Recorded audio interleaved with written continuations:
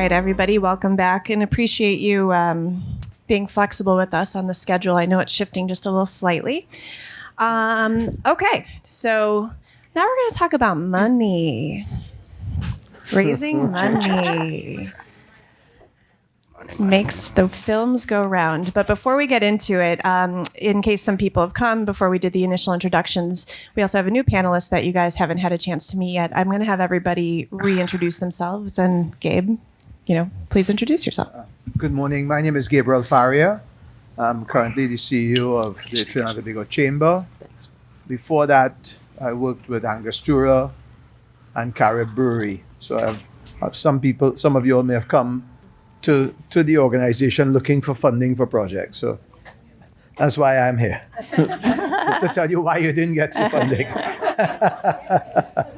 And we've arranged security so you can get out of the building. I'm Sara Elizabeth Timmins, film producer. I have a company, Life Out Loud Films. Work mostly in features, but do some doc and shorter content. And we've really acquired most of our funding through private equity and grants. So, and most of them are in I would say 5 million and under, but also under $1 million. Rich Botto, CEO of Stage 32, actor, producer, film, screenwriter, drinker of Angostura. And I'm John Thomas. I'm a certified public accountant with my company called Element CPAs. And we, as it pertains to this panel, we do many things, but one of the things that we do oftentimes for independent producers is help them to think about where their money is coming from and how they can diversify, how they bring in funding for their films, and to just get brave and go get it. So that's a big part of what we do. Yeah.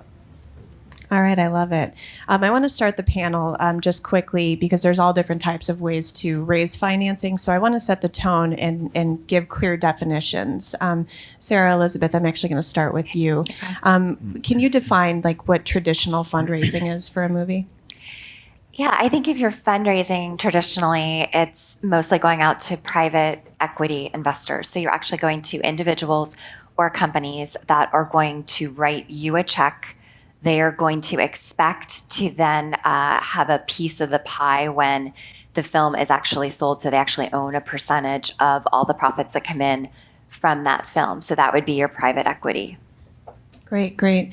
And then Gabe, being part of the chamber, you work a lot with angel investors. So can you talk a little bit about what an angel investor is and what they typically fund? So what you have in Trinidad, believe it or not, is you have a structure of probably 3 angel investor groups that actually look at projects. They look at primarily entrepreneurs that are have a product that's being produced or exported or technology.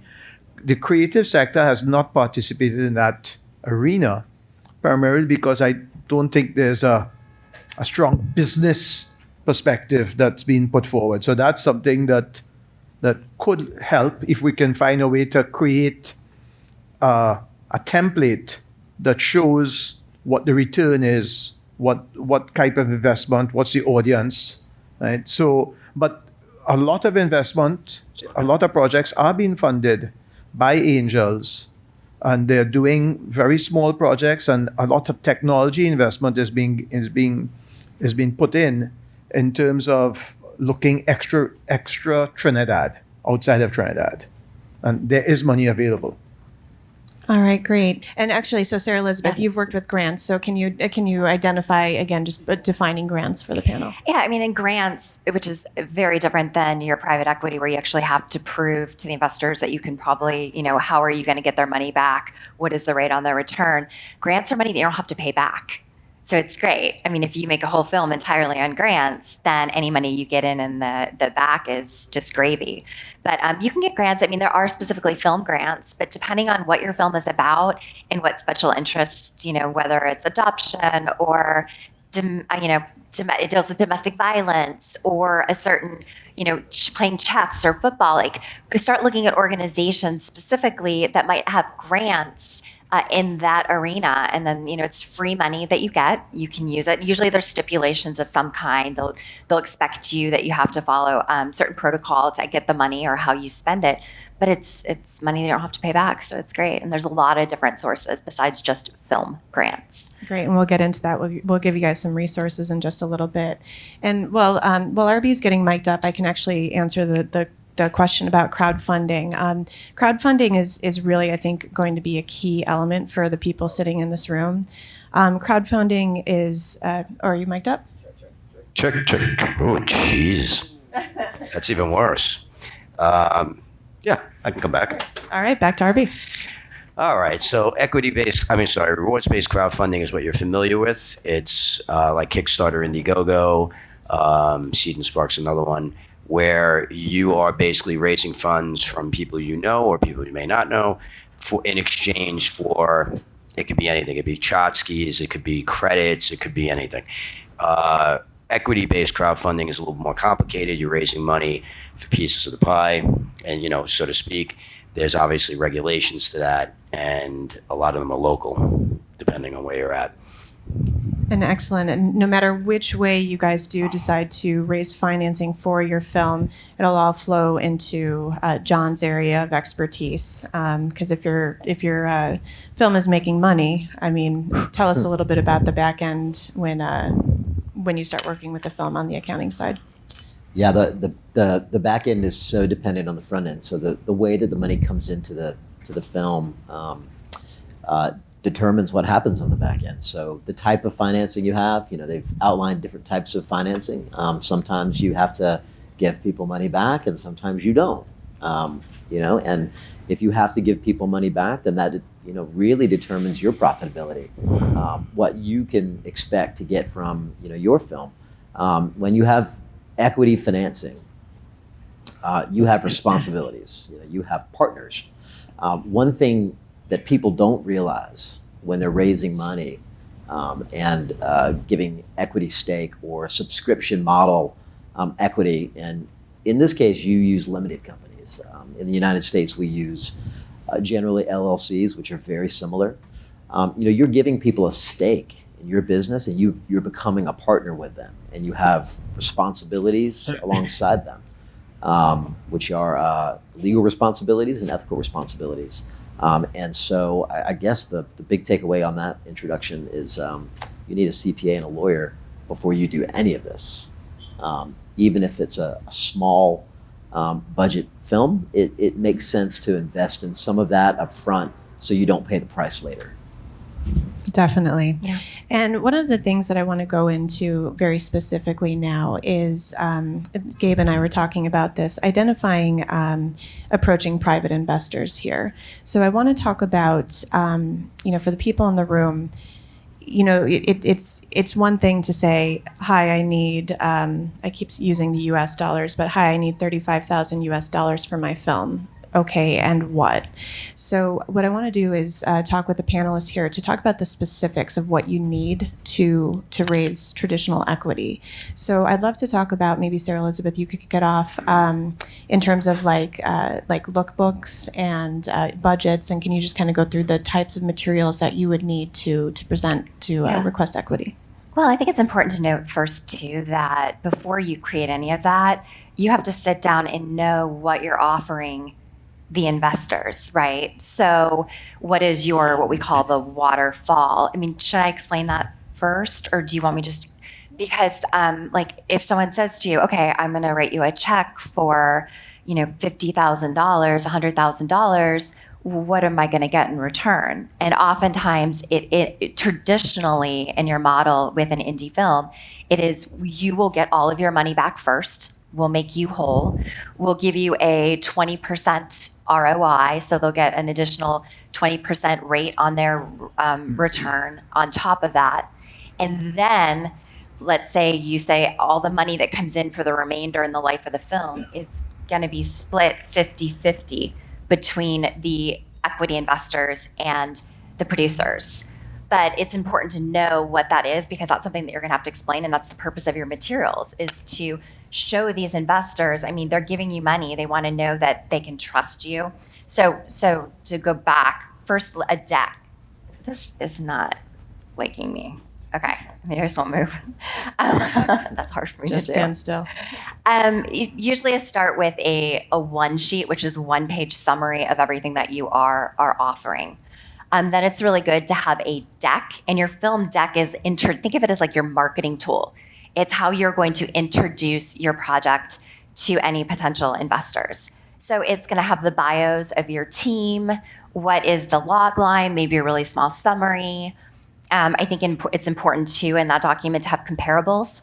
What are other films that are similar to yours? And like if it's a horror film, show them Get Out, and this is what the budget was, and this is how much it made in the box office, just so that they can get idea of what they're about to invest in, how other similar projects have done. So that's your marketing tool. What does the film look like? What is an overview of what you're offering them, and what are other comparable projects?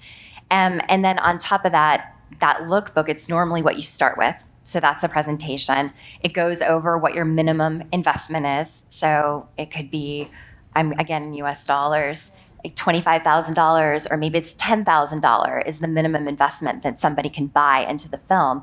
It'll outline what your minimum is, how much you're raising, and what that waterfall is. But if somebody sees your lookbook and you entice them and they say, wow, this looks really, really good, I want to learn more, then the next document that you would have is your prospectus, which is a more detailed combination of like a business plan, and then also the legal stuff. It's going to go over the overview of what the risks, because they're investing, so you have to disclose like what are the risks of investing in film. And you don't want to include it, but legally you have to. And it also goes into an overview of the investment. So that's the second document that you would send out to them is your prospectus. And then the third is if they say, this looks great, I'm interested, then you have to give them a very large document called the operating agreement that goes into all of the legal specifics of the actual deal.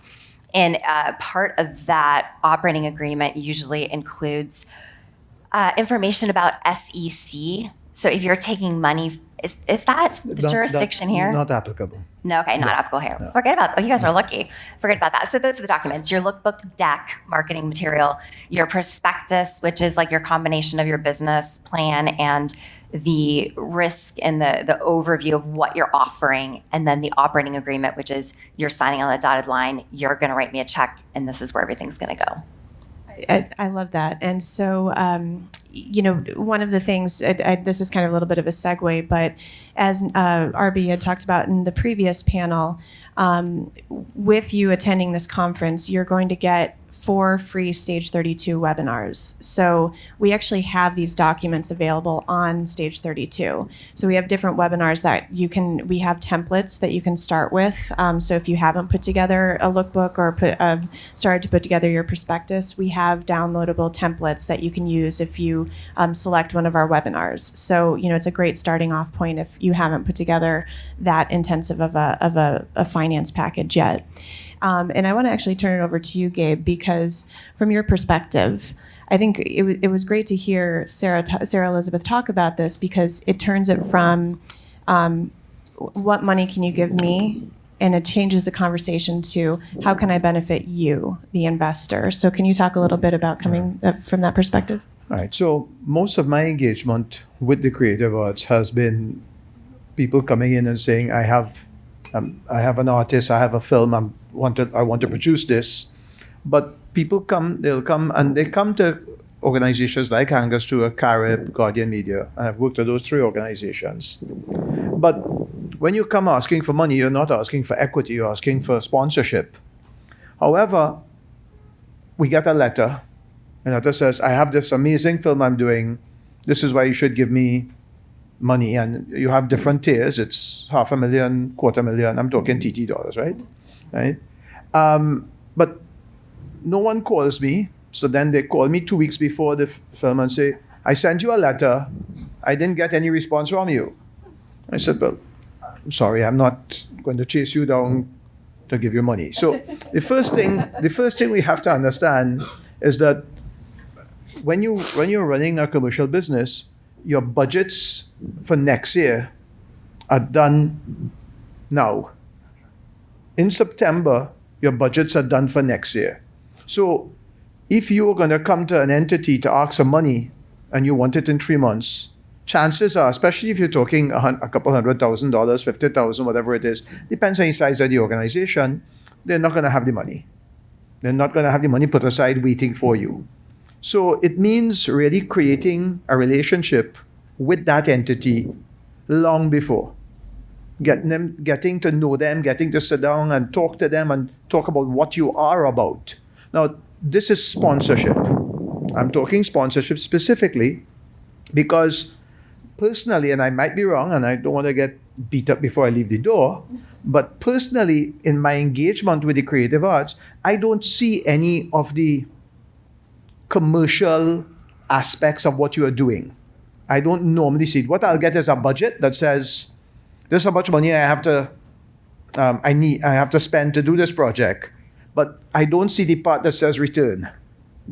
Now, maybe because most people who come to me are coming for sponsorship or grants, that's why we don't need to see the return. But if you are looking for people to invest in you, you need to be talking about returns. You need to be talking about governance. You need to be talking about how I'm going to manage the money that's spent. And the other part that's a gap in my mind is what's in it for me.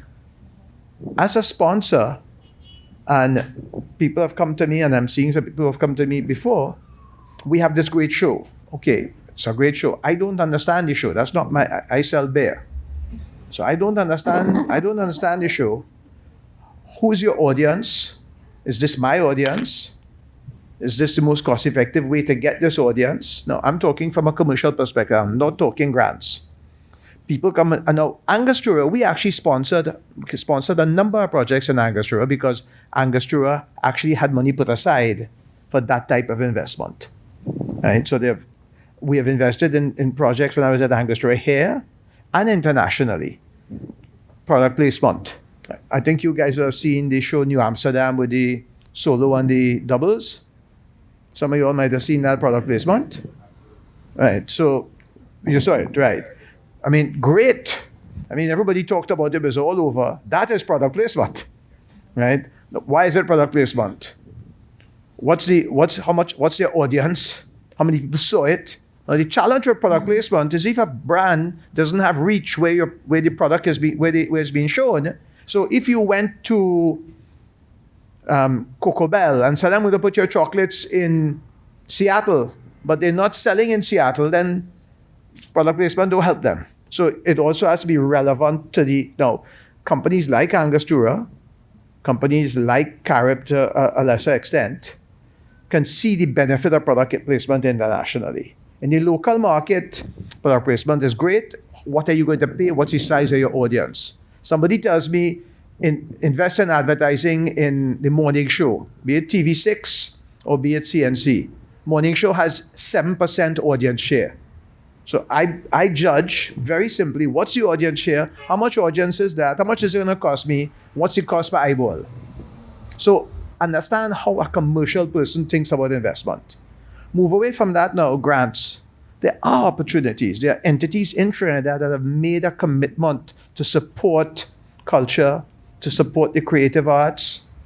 Those types of organizations, again, you don't go to them last minute. Build a relationship, go in there, show them what you're doing, show them what you have done. Get them involved long before you want money, 2 years before you want money. Keep them up to date, keep connecting with them, keep sending them information as to what you have done. Keep them in your contact list. So when the time comes, you're not walking in cold. Can I see somebody? No, it's can I see Giselle Aron, who used to be at Angostura, she's now what? Can I see Colin Murray, which most of you would know in the business is Colin Murray, is Giselle Aron, whoever it is you're talking to. So build a relationship. That's my thoughts from a commercial perspective. That's the gaps I see. And interesting, crowdsourcing money, crowdfunding. When I look at what's happening globally, a lot of people are interested. They have passions for projects, and they're willing to put. You get what, $50 or $20 at a time, and you get a group of people to help you fund the project because something you're passionate about. So that's in Trinidad. It's not something that's heavily done, but a lot of more people in Trinidad are using GoFundMe for projects. A lot more people. Sorry. No, what's so interesting about what you said is going back to the documents I mentioned. What's so cool as an independent filmmaker is that you don't have to call up a huge office in Hollywood and ask permission to do anything. You call the shots. So when you're talking to companies and brands and sponsors, I have a base deck, but don't use that deck for everyone. Like, know who your audience is. And if you're pitching a beer company, I have an entire slot page that I add into my PowerPoint and my deck that is very specific to who I'm going after, that talks about, here's the audience, here's what I can offer you. What you could be the official, beer that is served at all of our events, our gala, our premiere. Like, really go through and think about, what can I offer this brand? Who am I targeting? Like, what am I giving them? And have a deck or a page in your deck that's specifically is targeted to that, because you can't leave it up to them to creatively try to, and it's not fair to say, no, you figure out how we can fit in to your mission. Know what their mission is, know what they're trying to accomplish, and how you can be a tool to help them accomplish what they're already doing as a company.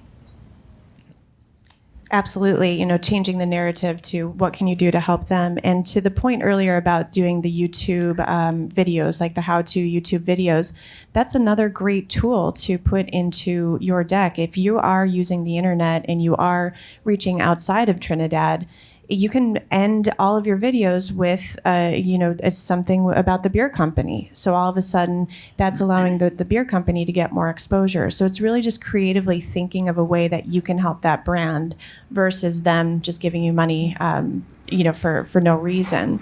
And I also wanted to share just one tip as well. This is just kind of another creative avenue to try and find financing, and this doesn't limit just to Trinidad.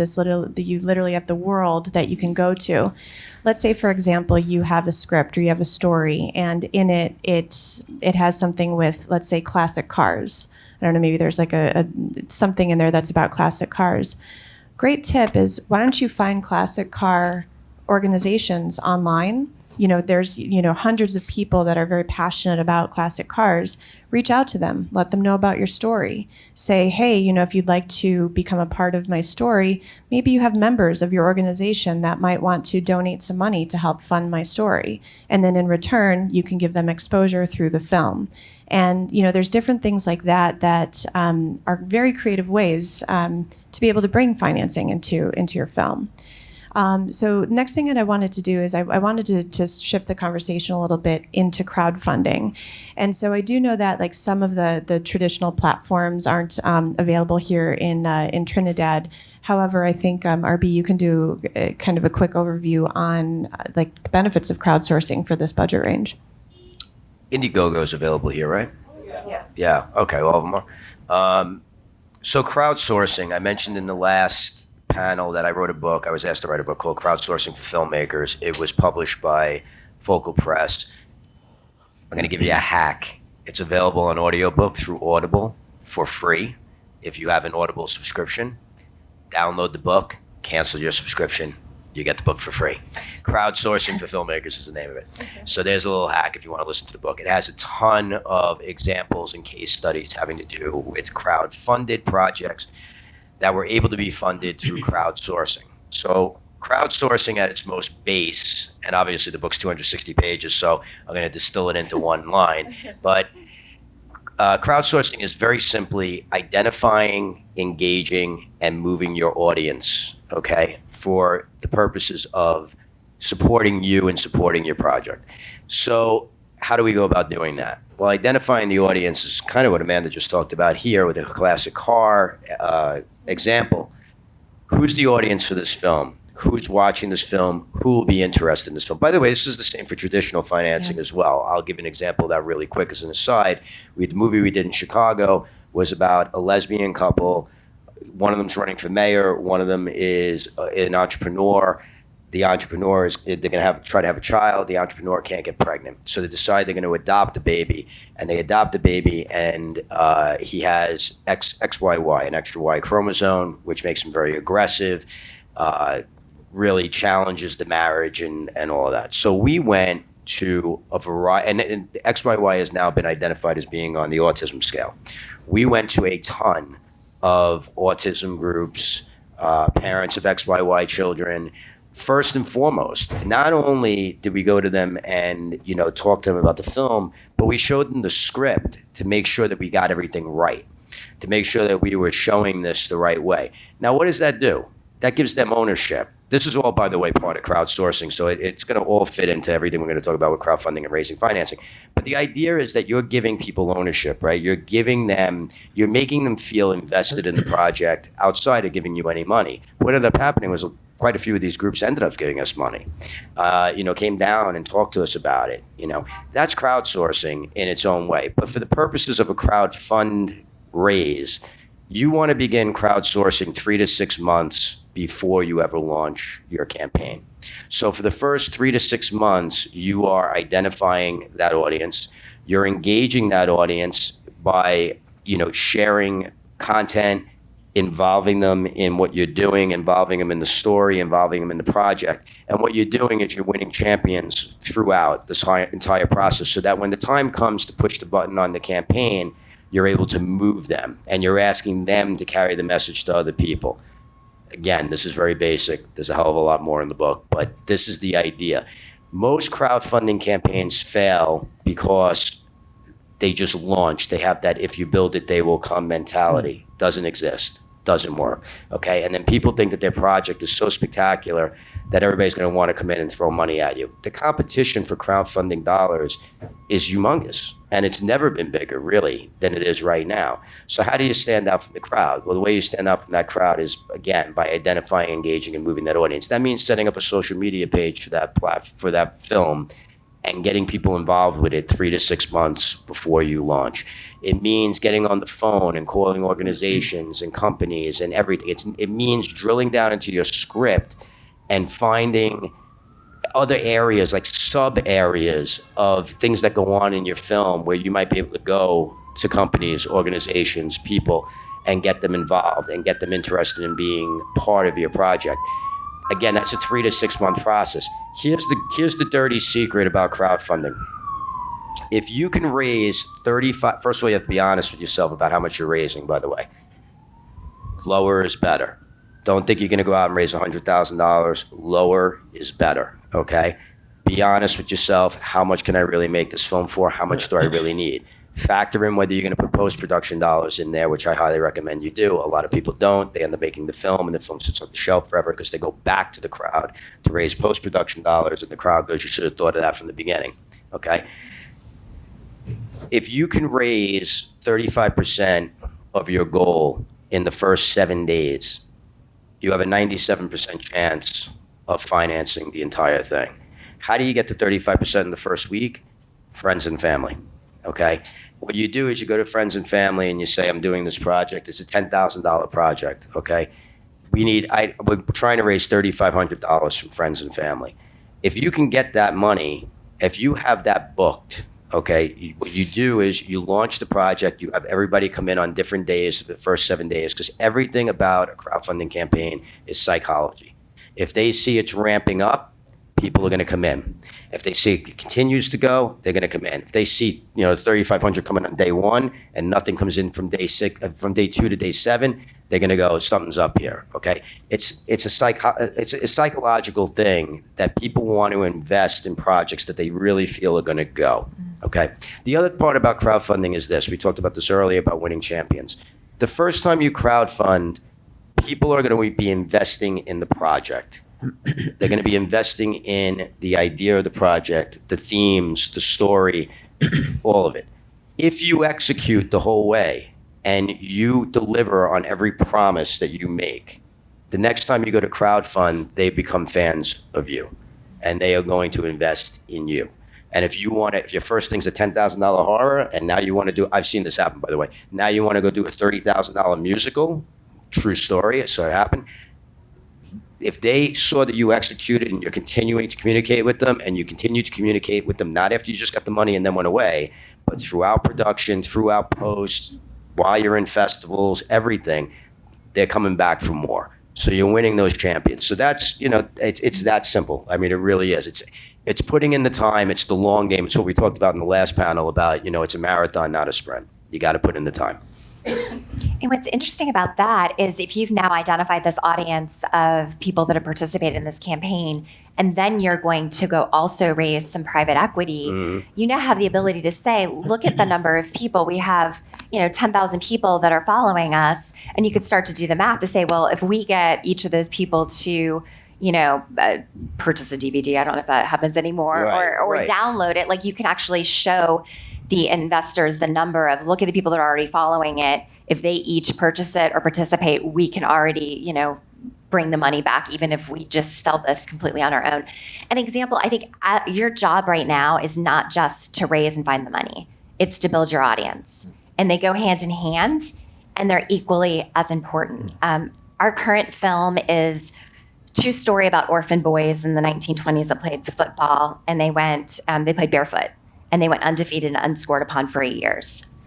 I, while raising money, also did a partnership with the NFL, we're working with, the Football Hall of Fame, the two largest sports organizations for youth football, USA Football and Pop Warner. So now when I go to my investors, and now that I have these relationships that are not dollars, but these are, there's 150 million NFL fans in the world. I can now say, just imagine if I've engaged this audience and I get 0.0025% of them to somehow download the movie or buy a DVD or go see it in the theater, our investors are made whole. So there is a value in being able to actually show those numbers. And there's a big difference between identifying your audience and actually engaging them. Oh, big. So that's great that you've identified them. But now that you have a partner with the NFL or the Pro Football Hall of Fame, now they're engaging them and they're going to start promoting it. So I think that's an important part in this process as well. I think the momentum is so valuable, and so one of the projects that we're working on right now is one of these overcomer sort of stories like what you're talking about. And the person who's making the film, she is a woman with a disability, and her whole story is overcoming that disability to accomplish something incredible.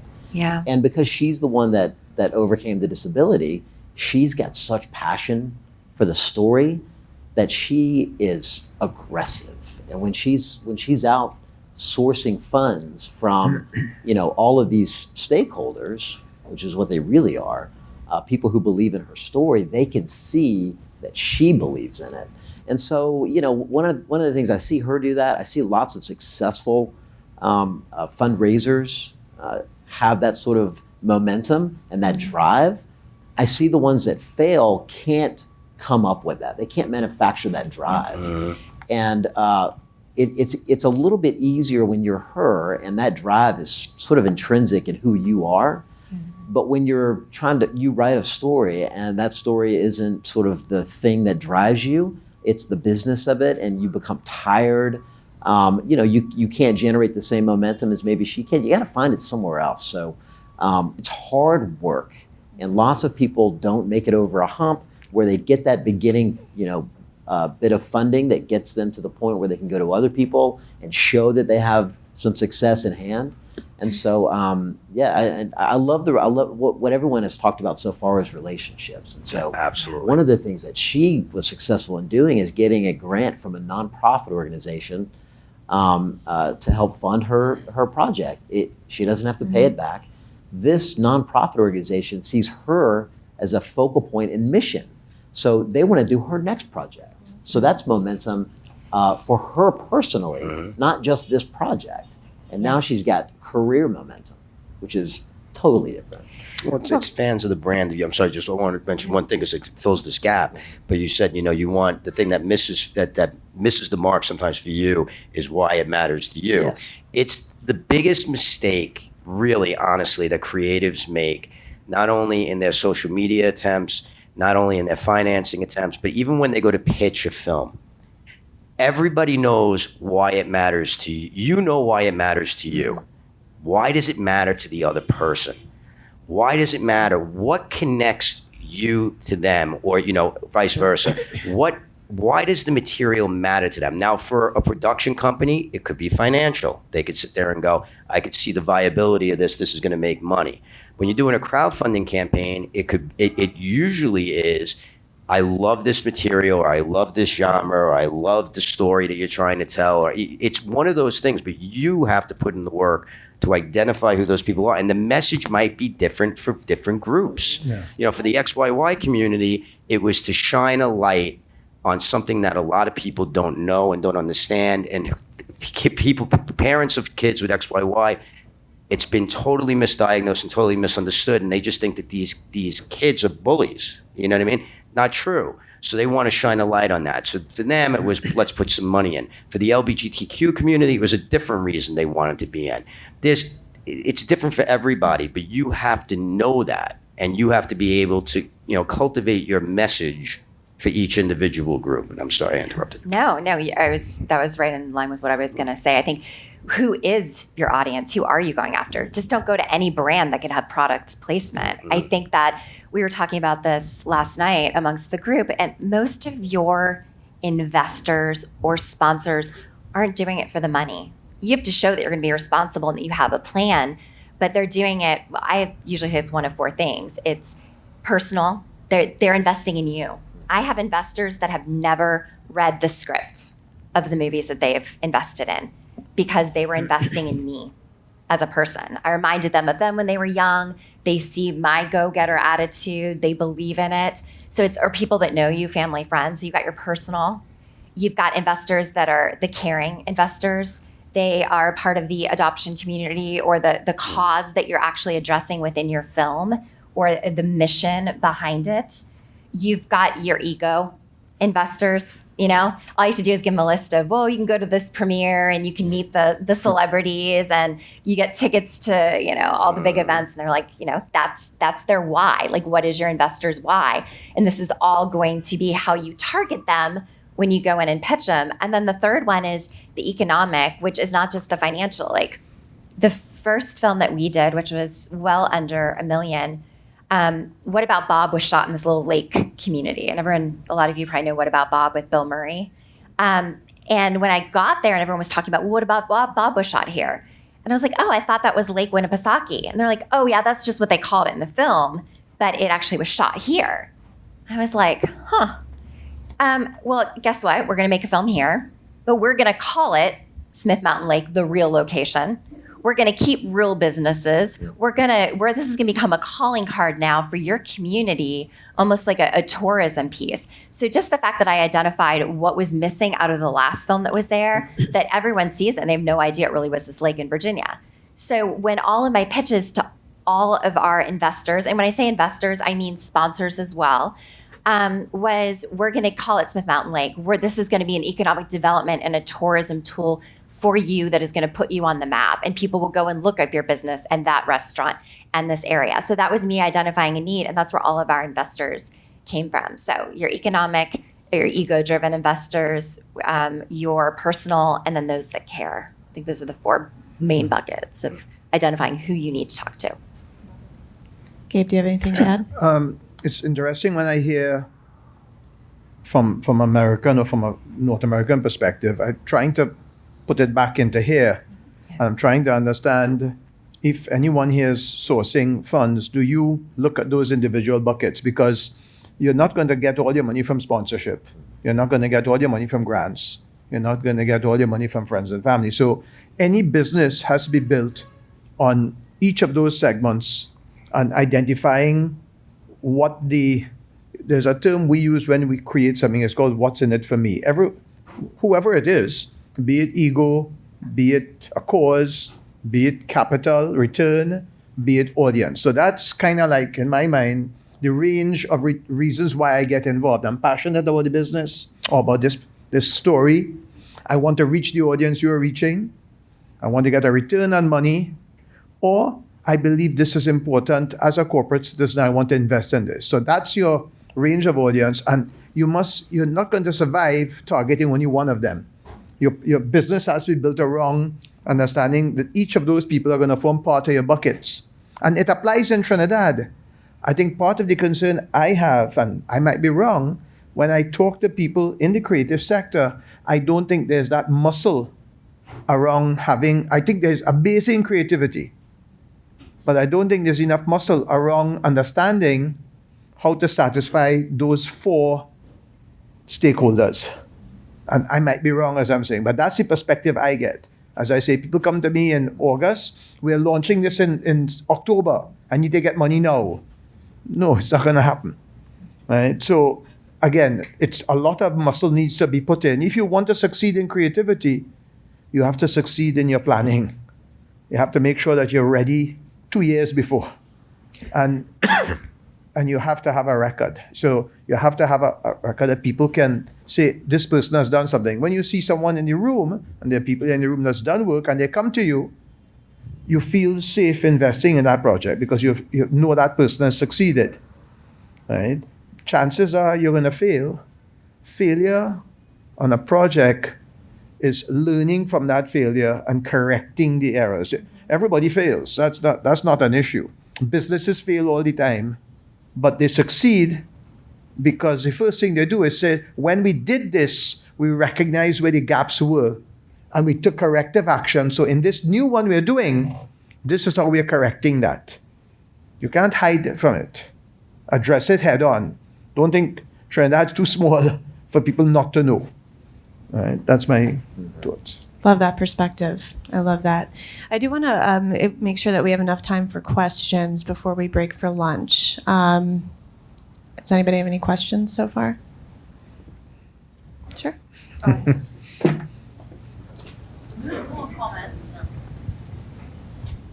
Yes, hi, good morning. I think it's still morning. Lorraine O'Connor, on the board of Film TT, and also I'm a producer here in Trinidad. I would just wanted, is a comment really and a remark, that if we have a huge audience out there that we don't really tap into, and that is the Caribbean diaspora. It's massive. We don't even know exactly the numbers. So in the same way that, you know, the film would attract the football, the NFL, because it was related to that. Anything that we produce in the Caribbean diaspora, you know, eats it up. But it has to get to them. And a lot of time, I think that's where the gap is. Like, how do we, you know, get to this huge diaspora that lives all over the world? So that's just, it's a work in progress for us, basically, here to try and identify that market and really target in on it. But it's just a comment to make, to share, you know, with what you all were saying. Yeah. That actually brought up a great point. Can we talk a little bit about the approach to an investor? Man, honesty. You know, you talked about a deck. I mean, just to give you an idea, I mean, there was like a 10-year period where every single deck that came to me had the same 3 comps. It was My Big Fat Greek Wedding, Little Miss Sunshine, and The Blair Witch Project, because they all were made for next to nothing and made $1 gajillion. And the thing that was crazy about that is, like, sometimes you would get like a family drama, you know, pitch that you knew had like a niche audience, and they're giving you The Blair Witch Project as a comp. That thing is not going to get looked at. So I think, you know, with, again, very much, Sara said, is knowing who you're talking to. You know, with approach for us in the last film, we knew we had some vanity investors. We knew we had some people who really couldn't care about the returns. One of them wanted to get his son into Northwestern Film School and thought it'd be great if he had a credit. So we gave him an associate producer credit, and we let him come on set, and he did get real life experience, because that's what we said. We said we don't want to just give this, you know, like let's not really sell our souls here. Let's get him on set and learning some stuff, which he did. But we knew this guy had more money than God. He didn't care about this small indie film and what his return was going to be. And we had a couple of more people like that. But we knew how to talk to them. We weren't sitting there talking about waterfalls and, you know, and all this stuff.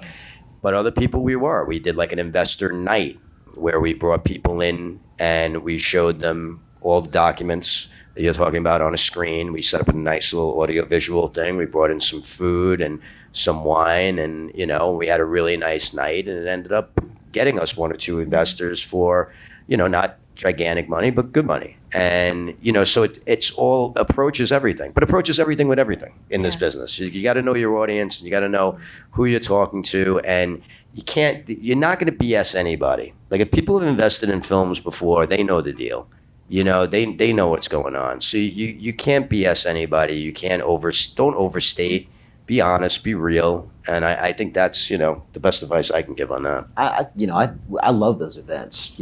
We often help people get ready for those events, and sometimes I'm the heavy in the conversation, and I have to say, look, from a financial perspective, you need to show competency from a business perspective, because you're pitching a business. This is not unlike any other business that you might pitch to an investor, and there are some markets that are more advanced than others. I imagine that the Trinidadian market is a lot like Georgia was a few years ago, where you have business people who would love to diversify their investments. And when you go to them, they're not going to have a historical perspective like what you're talking about, where they've invested in film and they know what it looks like, and they know what investing in a film what the return looks like. They've seen a waterfall projection, and they're just familiar with it. A lot of times you're approaching real estate investors or people who are familiar with, investing in other sort of startup companies, and you have to go to them, and speak their language. And sometimes filmmakers have a hard time speaking an investor's language. Yeah. And we've seen a little bit of that, listening to a businessman talk about how he looks at these sort of opportunities. And sometimes you have to maybe bring someone alongside you to help you educate yourself in ways that you weren't able to do in film school or in your formal training. Stage 32 is a great place to go and get some resources. If you're on a tight budget, not everybody can go hire an attorney and a CPA to help them with a micro budget. But you got to have some way to educate yourself so that you can show competency from a business perspective, not just an artistic perspective. Absolutely, and it goes back even to what Sara Elizabeth was saying. They're believing in her. When she's approaching, they're believing in her. And I want to give I'm going to want to get to some more questions. I want to give a practical tip too. So in terms of if you are reaching out, let's say your first touch point is email. Remember, it's all a relationship business, and you're not going to be getting, $50,000 from one email. It's just not going to happen. So from a practical perspective, when you write the email, best approach, do not make it 7,000 paragraphs long. The person you're emailing has no idea who you are at that point. Remember that. So it's not you. To RB's point, you know your project inside and out. The person on the other end doesn't. So write that email, keep it short and sweet. Why are you interesting? Why should this person create a relationship with you? Let that relationship develop organically, and don't throw all the facts at them in one email. It's just going to fall on deaf ears. And try to make it about them as well a little bit. Make sure that you're not coming from a me. I'm writing you because, and I'm familiar with this, and and so on and so forth. Well, and also too, my approach that has worked really well for me and others is I don't say, do you want to invest in my film? Like, I start with the more introduction of the project. And even in my first meeting, I usually lay everything out and say, I want to talk to you, share this project in case you might be able to help me identify people that might have an interest. Or you're very connected in the community. Can I tell you what I'm doing? And let it organically evolve. Because if you send an email and say, I'm looking for money, do you have $50,000? A lot of times, like, you have to kind of slide in and say, you're so well known in this industry. Like, can I want to learn from you? I have questions. Can you mentor me, or can you help me? And my first investor ever wasn't even. I never asked him for money. I asked who he might know, and he said, well, you know what? Why don't you send me the information? I might be interested. So form that relationship. All right. Great questions. We've got lots going on. I just want to bring it back to the Trinidad and Tobago scene, if you wish, in terms of the creative sector and interfacing with the business sector. What I have found, and I've jumped through every hoop that you've just suggested. I have gone a year in advance, I've gone 18 months in advance, I've spoken to the organization, etc., tried to make sure that the goals are matched, etc. And what I found is that, and I also operate in dance, so that's even worse than film in terms of getting money.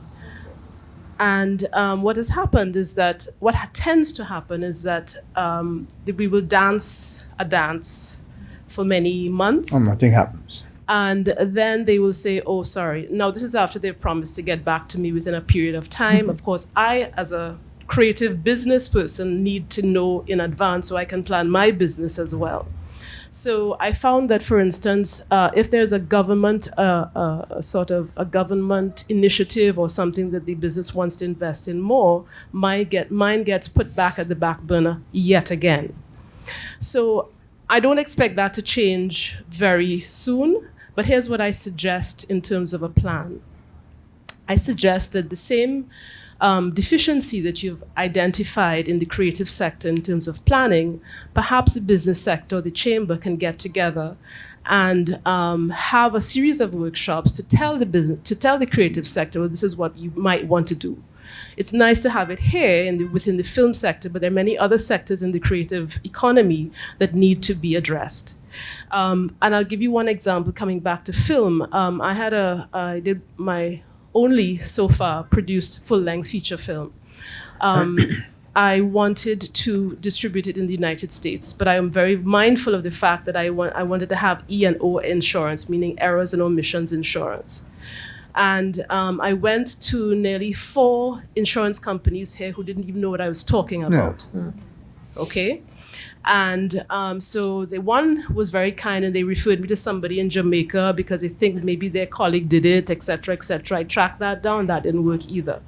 So there are foundational aspects of these creative sector segments that I think need to be addressed by the business community on a pure business level. It's not about if you like my project or not, because I think that in Trinidad and Tobago what happens is that that whole if I like you thing is much more, has much more currency, okay? But when you're getting down, if I want to come out of Trinidad and Tobago and I want to send my film outside and I want to make sure that I have all my I's dotted and my T's crossed, I need more business support and foundational support. And that doesn't have to come from Film TT, it has to come from, I think, a wider segment. If I could respond to that, I've been talking to Nika about this, and the chamber has offered, because in my prior incarnations, I felt that I wasn't getting the quality of lookbook, financial reviews, and so on. I suggested to Nika that we can use we have our version of CPAs or auditors and accountants and business plan. And I would be very interested in seeing what Stage 32 has as a template. Because let's be honest, you don't need to reinvent the wheel. We can take a template that exists, localize it where necessary. Some of the terminology, some of the audiences are different, and create a template to provide some sort of framework, be it what they call a lookbook, what we call whatever, right? And help to create a framework to move forward. I agree with you, and I've been talking to Nika Luke about that. That's one. 2, why do businesses, and I know I've seen different people here come to me in Angostura and Carib and different companies and say, but you're not getting back to me. Unfortunately, you haven't hit the sweet spot. That's the reality. The reality is that I am not convinced that what you are giving me is value for money. And I'm hearing return for investors. And again, my perception, I do angel investing. I invest in small projects, right? And my perception, which might be entirely wrong, is I don't have a perception that the creative industry has good returns. That's my perception. I might be wrong. No, hold on. I might be wrong. So just to be clear, I might be wrong. What I am saying, my ignorance is not my fault. So the fact that I am ignorant of the returns it's not, because if you want me to invest in your business, you need to communicate to me. Look at the average return for somebody who put $100,000 in film is 18%. All of us are saying, hold on, what's the next film project? I want to get into that. But I don't feel that. So as an investor, I don't know. So that is what I'm suggesting. We're getting a lot of feedback. I'm just suggesting that happens. Okay? I'm just suggesting that that's what you can help the creative sector with. And it's not always bad. Sometimes I just want to make one very quick thing. What happens, for instance, in another case, which is a more positive, I'll end on a positive note. We as a dance community have offered corporate Trinidad dance on health and kind of welfare classes for their staff. So that is a way in which they then became interested in us because, again, what could we do for them? All right, it's not a whole lot of investment, but at least it's a foot in, and then we start a dialogue. Right. So the lady behind had a question for quite some time, actually. I mean, sorry. Thank you. And I always like to say it's got nothing to do with Trinidad. Artists everywhere have difficulty bridging the business conversation. So on a practical level, what I'd like to ask is, Angostura is a Trinidadian company, but an international company. So what would the kind of numbers be in terms of not only return on investment, but also eyeballs, for example? I always feel as though I want to bring a project that can deliver a certain number of eyeballs as well as a return on investment. And so to what you were talking about, the Caribbean diaspora, it's very important that we can get together and start to bring more numbers so that we can bring those to you. Right. And I just want to say, I don't remember, I'm not very good at years, but I used to run a cinema in Miami. And say 15 years ago, it was commonly spoken that there was no audience for Black film. It was commonly said, right? It can no longer be said because we have a data-driven industry. So what we need in the Caribbean is a data-driven industry. We just need more numbers. But anyway, I just wanted to ask you, what numbers would be kind of a beginning point for you to be in, for Angostura or a company that size? So if I might, I know Lauren wants it, but if I might, first thing, I've retired from Angostura almost 10 years now, so I'm not, but my last job was in Carib, which is 3 years ago as managing director there. The reality is, whatever the number is, again, it means somehow or another you need to engage them to understand what's in it for me. They need to be able to communicate that. Somebody may say, I am launching this, as I said, in Seattle. I don't care. I want to be in Australia. Or I want diaspora. So there are, Angostura, interestingly, doesn't look at diaspora as a target audience initially. So Carib does. So SM Jalil looks at diaspora. Angostura is looking at the cocktail segment. That's where so you need to understand what the motivation for each organization when you're looking outside, because companies, you can promote a company in a geographic area or with an audience, but they don't have distribution. People came to me when I was at Carib.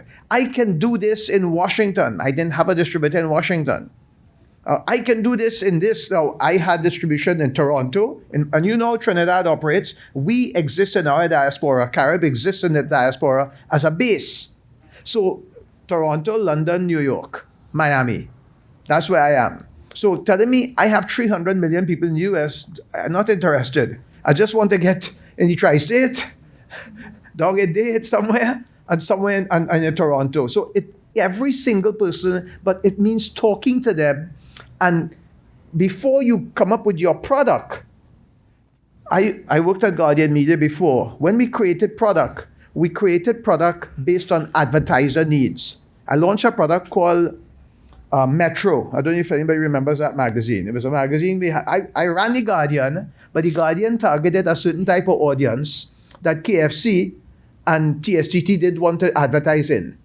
In other words, they're not doing 10-cent text in the Guardian. So what we did, we created a product called Metro that targeted urban youth. And all of a sudden, we started getting KFC and TSTT advertising 1 cent text, 10-cent text, because that's not where they got. So you have the same challenge. Identify what your advertiser needs, and when you're constructing your product, construct your product cognizant of that. Don't compromise the integrity of your product, but understand somewhere or another in that New Amsterdam, that solo and doubles had nothing to do with that story. I don't even know how the hell it got in there, right? But somebody figured, Now, Solo didn't pay for that. I don't know how they got it. Sorry. Lorraine, you wanted to say something, I know. Yeah, but I think Jamil had the mic. Oh, sorry. Yeah, a Yeah. little. Sorry. Yeah, I think I mean, we kind of dealing with issues of what I've noticed to be the main core problem with film in Trinidad, where we're still kind of dancing about it, is the reality that film is a business, right? And that these projects, the projects individually are businesses that will live lives way beyond yours, right? However, when creatives in Trinidad go to corporations or go to potential investors or sponsors or whatever it is, they don't see it as that. You don't speak that language. Yeah, and more than just not speaking the language, they don't believe that it's a business, right? They don't understand that it's a business. Because the same person will create, I know somebody, the film wasn't working, so he went and he did jam, right? Doing quite well in a business of making jam. The thing is that the films themselves, the creation of those films, the marketing, the distribution, the getting money from selling bobbleheads and all that kind of stuff is a business, and especially based on the population that we have, the majority of that business will have to be about selling stuff overseas, and that is something that we need to understand fundamentally from the start as you're creating product for sale. Okay. That's it. Well, I tend to agree totally with Jamil, and I think, this is very local, what we're talking about here, of course, in terms for your stage 32. But I just want to say to Mr. Faria that... Gabriel, please. Gabriel, Yeah. that I don't believe, I think, there's such a disconnect between the business community and the creative sector.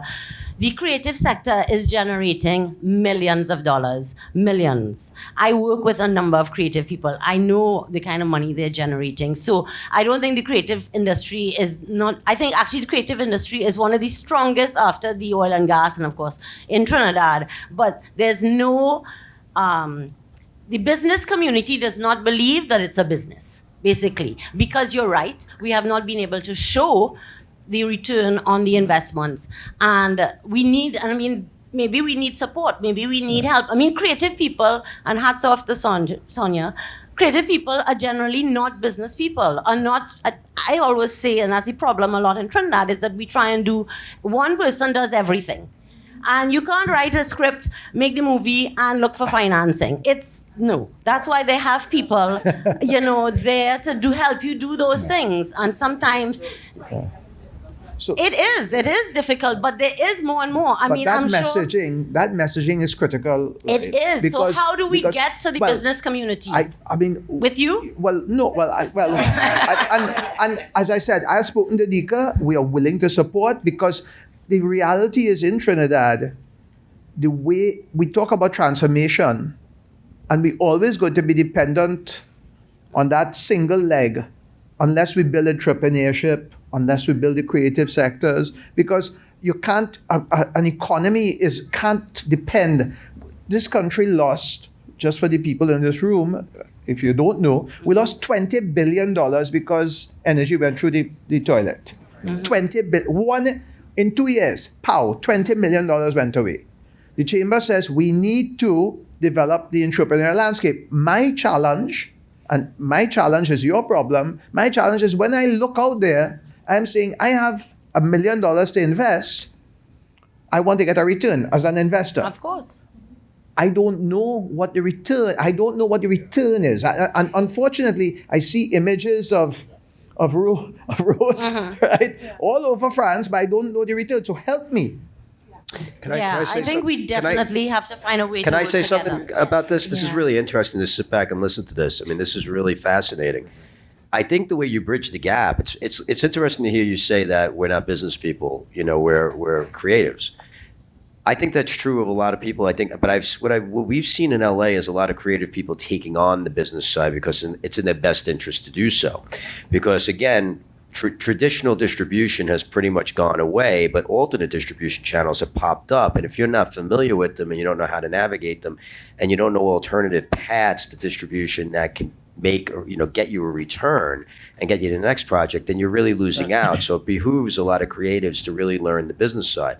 So what I'm hearing here is, you have strength in numbers in this room. You have a lot of creative people in this room. You guys came down here for a reason. I wonder if you guys can get together to find or to, start to develop a producer's mind in addition to your creative mind, or find people that from the business community, for example, who might be interested in understanding the business end of what you guys are trying to do, so that you will be able to answer the question, what is the return I'm going to get? Because that is the gap that you're trying to bridge, right? So I think that really the solution is finding those minds and those people that want to be active producers that can look at a project that you're trying to get off the ground and say, you know what, if we make this movie for $20,000, okay, here's a path to getting back 30. Here are some online distribution channels. Here are some aggregator distribution outlets that we can go to, and get this material out, not just in Trinidad, but to the world. Because at the end of the day, again, you're trying to get your material to the broadest audience possible. That's not theatrical all the time anymore. It's not theatrical in the US all the time anymore. It's all online, streaming, it's all of it. But there are so many opportunities. The question is, how do you identify them? How do you get somebody that could sit there and say, at X dollars, this is potential return. If we do this, here's the low end to the high end. And then how do you get that person or those people to come here and say very clearly, if we handle all of our stuff right, nobody should get hurt. If we handle it really well, this could be the return. And then you're going to get people that are going to be more, interested. If it's successful, it's a snowball rolling downhill. Everybody wants to, everybody was going to want to be involved. Definitely. That's what I hear. Definitely, and I know that there's there's frustration on both sides when you're looking for money or when you're giving money, and you have to realize that you have to give a lot of credit to Nika and Film TT. Yeah. I think this business of film workshop is a first step, because I think on both sides there is a realization that there is money to be made and that this is a business. So identifying that this is a big first step for everyone, and that from here the conversations can continue to be had. And you now all have a resource of Stage 32 that can help move those conversations along. But Right. locally, Now you had a you question guys, just really quick, locally, you guys really get together. Yeah. How do we solve this problem? Because this is a huge pain But point. if I might, Film TT, I want to recognize Nika. Sorry, I want to recognize Nika. Film TT has been engaging us. We just don't have any material. And so you have a commitment. Right. So you have a commitment. Right? Okay. Well, But Hi. I wanted to say something. Hi, yeah, my name is Oliver Milne. I'm a writer and director. I guess it's just tapping into the same conversation. The question I have is from you guys is, there isn't a lot of data in terms of, say, a comparable. If I were to put together a deck for you and bring a comparable, it'll have to be an international comparable, because right now in terms of the quantity of films that have been made out of Trinidad, you could probably count it's 15 or 20. Sure, I mean, we could have comparables, but I guess the question is, where's the data, right?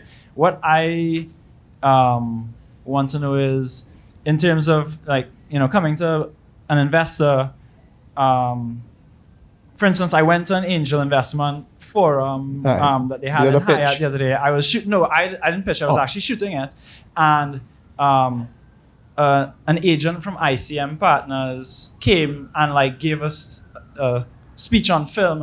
She spoke about film, and at the base of it, film is a risky business, and it's I guess just how do you, when pitching to investors, mitigate, minimize and I guess the documents that you're talking about, how do you really, pitch it to them where they know that it's a sound, potential investment? Okay, go ahead. Yeah. Okay. Well, two quick things. I think we talk about currency, but currency isn't just cash. Again, films have the ability to reach very wide audiences.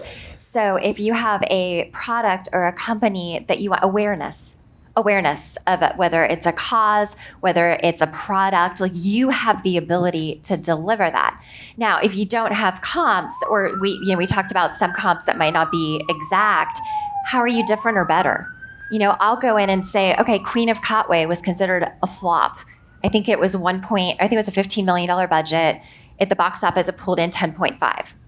Okay, well, I am making films that look like Queen of Katwe, dare I say, that are under 3 million. So, and this is the value you have. You're making films at very affordable budgets. So I say, if I would have made Queen of Katwe and got all donations and sponsors and grants and $3 million in cash, that would have been a success if it brought in $10 million. So sometimes I'll use comps and twist them and say, this is what I'm doing different that I can offer you. So taking that point, return, if I have a business that I have to invest it needs $1 million in cash, but the business can only generate $50,000 in profit, it means I have to structure my capital differently.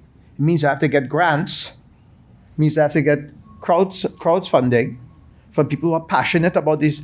And then the capital aspect where I'm giving a return is a smaller piece. So the 50,000 return is a higher percentage of less equity. So now I understand it's a foreign language to creative people. And that's where I think Nika and her team are trying to help you all build this capacity so you can start thinking like that. Because people come and say banks don't lend money or they don't do development. They don't support development. Banks have shareholders just like every other business. Their job is not to do developmental financing. There are organizations that do developmental financing. There are entities, you talk to people like Atlantic, BP, they want to invest in projects. That's a different type of funding. The government wants to invest in projects. Why does Jamaica do so much on tourism?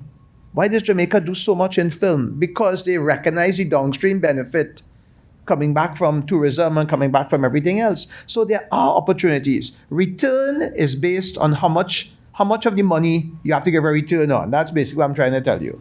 That's great. Like, what I actually then, how do we get the Trinidad private sector and government like Jamaica to value the renewable creative capital that sits in this room that is like far beyond oil in terms of like... Communicate it. Right. You all are communicators, but you're not communicating it. In my mind, is the oxymoron about it. Yeah, and that brings me back to the comps. I mean, it's not always the comp; it's the path. What is the path to making back the money? Yeah. That's why I was talking about like alternative distribution channels, and educating yourself on them. Maybe the comp isn't this film is like this film. Maybe it's this film took this path of distribution, was made for this amount of money, which is similar to the amount of money that our project is. We are going to follow this same path, this same distribution path, the same exact thing, same marketing path, the same everything. And this is how we're going to make money. Maybe at a lower budget, that's what you're going to be able to show, as opposed to saying, my film is $50,000 and I'm comparing it to a $3 million movie, to make 10. It's maybe there is another $50,000 movie that used this path and maybe this platform, whatever it is, this distribution platform, whatever it is, to make this back. But you got to be able to show it. That's the thing. That's how you bridge the gap. I mean, ultimately, at the end of the day, if you're getting anybody to invest in anything, look, I mean, I work in, Stage 32 is ultimately a tech company. I've run tech companies before. I've sat in investor rooms where I'm not going to go into an investor room and compare, for example, even though I can sit here and say to you, Stage 32 is like LinkedIn or Facebook for creatives. I'm certainly not going to go into an investor meeting and say we're Facebook. Okay, I have about 40,000 less employees than Facebook. You know what I mean? It's a different kind of thing. But I can go in and say, this is the film community. This is how we're moving the film community. This is the size of the film community, the digital community. When we start, this is another example. When we started, we used to say, we're for film and television creatives. Now we say, because the landscape has completely changed and people are making 10-minute, like I said, Quibi, whatever, 10-minute, turning a 60-minute pilot into 6 10-minute episodes or 10 6-minute episodes. Now we say film, television, and digital content creators. Wow, that opens a whole new world. Now I go into a room, and now that I can get into more rooms with that. I get into, now it's not 10 VCs, I can go into 50 VCs. So what's what sweet spot? What is the sweet spot? Like, why does it matter to me? Like, that's the thing. I walk into those rooms and I have to answer, why does it matter to them? Yeah. So it's less about what I want and what my investor or my audience or my crowdsource or my crowdfunding people want. Yeah, It's also about, you talked about risk. And somebody said that to you. I imagine you had a conversation with somebody and they said, this is risky and it feels risky, and this was an actual conversation. I think, from my perspective, I compare, this burgeoning film industry to some other markets that I see. And I kind of get to see them, from a distance. And I look at LA and I look at New York, the trajectory of New York over decades with their film credit and their industry, they have a head start. It's a massive media center. It's different. But Atlanta, Georgia is very much like this in that it had a very small, industry, mostly news, some television. But what you guys are missing is something that they were missing. You guys are missing a critical piece of infrastructure. And in Georgia, they talk about infrastructure. It's always about building out infrastructure. And you guys are missing key talent in communicating what you're trying to communicate to him. And that talent is a skill set that people have here.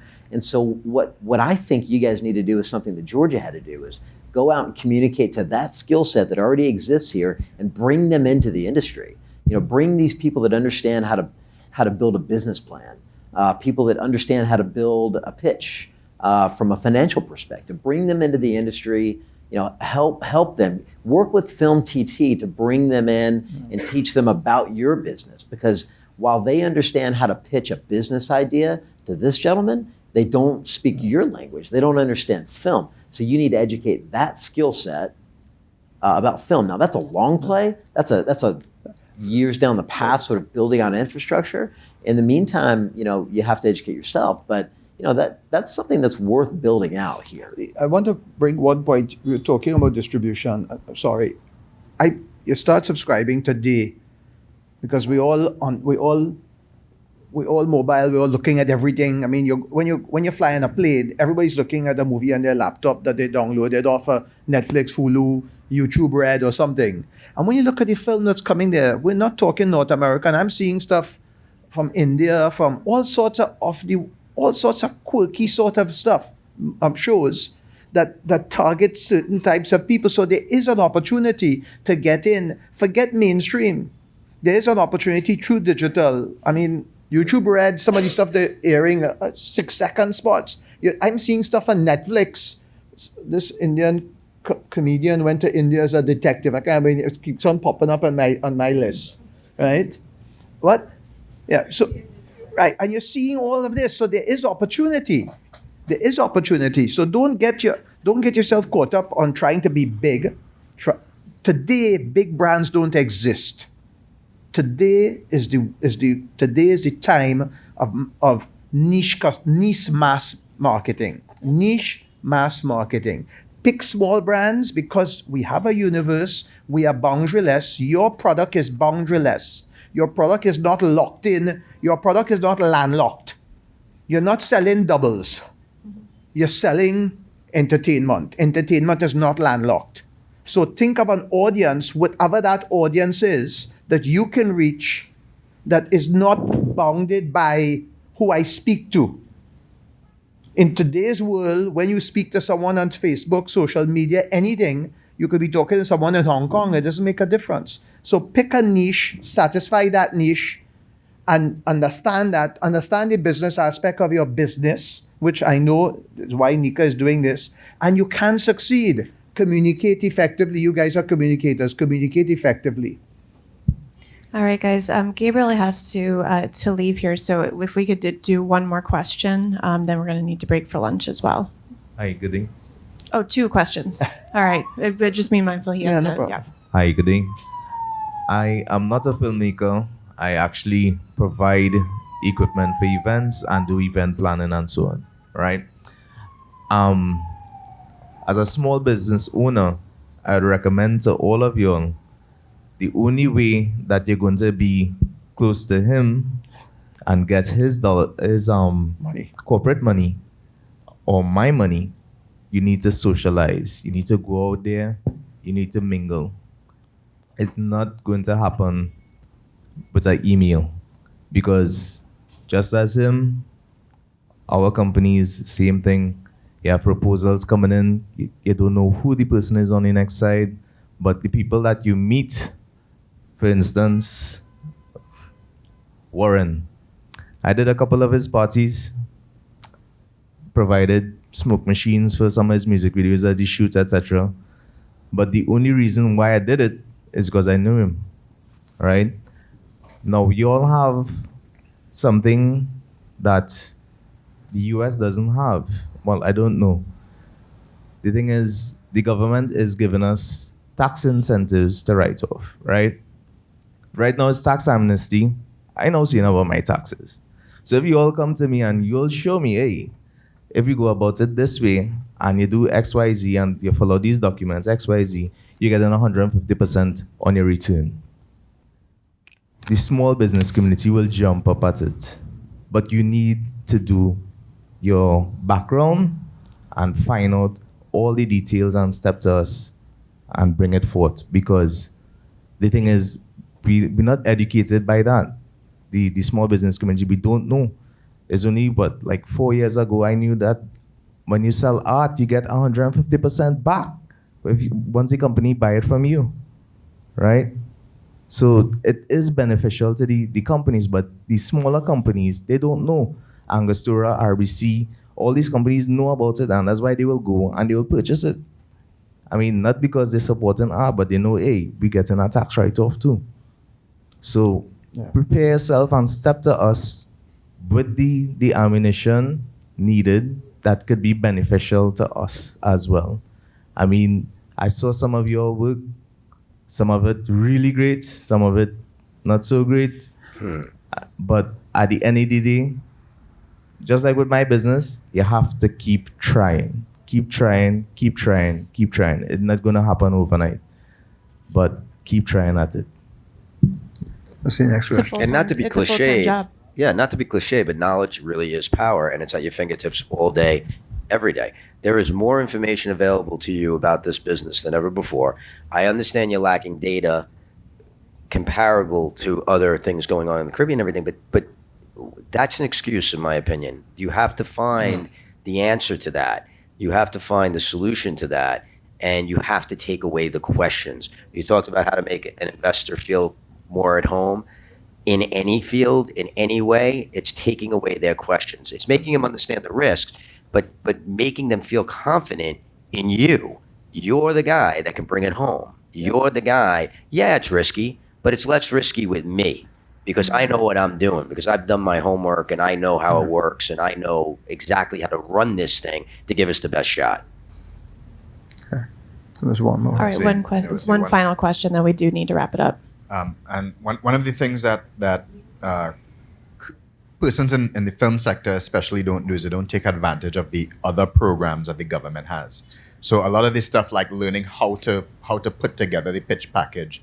If I'm not mistaken, NEDCO helps with that kind of stuff. And even in the past, Film TT attempted to bring NEDCO to speak to film professionals.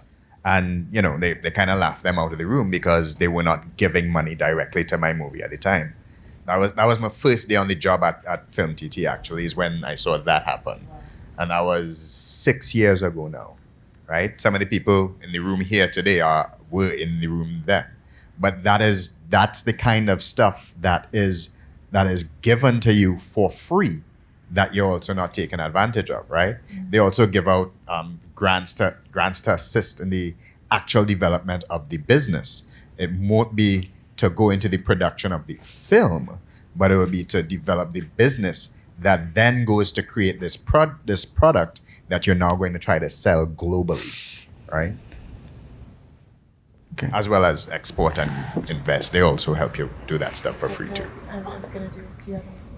I do have one thing I just I'm want sorry. to add. Export will send you that across the it- world. Okay, just resource wise, look into fiscal sponsorship. So if you can't answer the question, how are you going to get your money back? Fiscal sponsorship allows you to take people's money and give them a write off. Even though you're not a nonprofit, that organization a fiscal sponsor funnels the money through them, and you're able to give people a write off. So now go directly to people that need a write off, the high wealth individuals, and that's what you're offering them. That is their return that you're giving them right off the bat. And so if your film does well, it's gravy, but you've already met their need and why they're wanting to do it. So fiscal sponsor, film collaborative, film independent, creative visions, there's a bunch. And then final, just resources before we break. One resource I want to give you guys is it's nofilmschool.com. They do a list every year of all of the filmmaking grants, so that it's just free money. So check out nofilmschool.com. Any other resources you guys want to share? I have one more too. You can get my book for free. I mean, it legitimately has everything. It legitimately has everything about this. Go to Audible, download it, cancel the subscription, and you get it for free. And trust me, it has more case studies than you'll know what to do with. And they're case studies of exactly what you're looking to do. People that, crowdsourced locations, crowdsourced equipment, that kept their budgets down. That's attractive to an investor. Mm-hmm. When you can take 20%, 30% off the budget because you're getting things given to you and donated to you, that's really attractive. And you're still making the film at the budget you say you're going to make, or, have that kind of value in there. That's attractive to an investor. So that's my resource. Great. And then I also have two more. One is boxofficemojo.com, MOJO. To the point earlier about not having comparables, look, the budgets might be higher than what you're traditionally working in, but you can show, to Sara Elizabeth's point earlier, if the film at that level, you're intending to do that similar path at your level. And then also, if you're not subscribed, I'd highly recommend a premium subscription to imdbpro.com. And that shows all comps. You can pull comps from there and, again, get some specific resources from there. All right, guys. Gabe's got to go. He's going to be late for the meeting. Round of applause for everyone, please.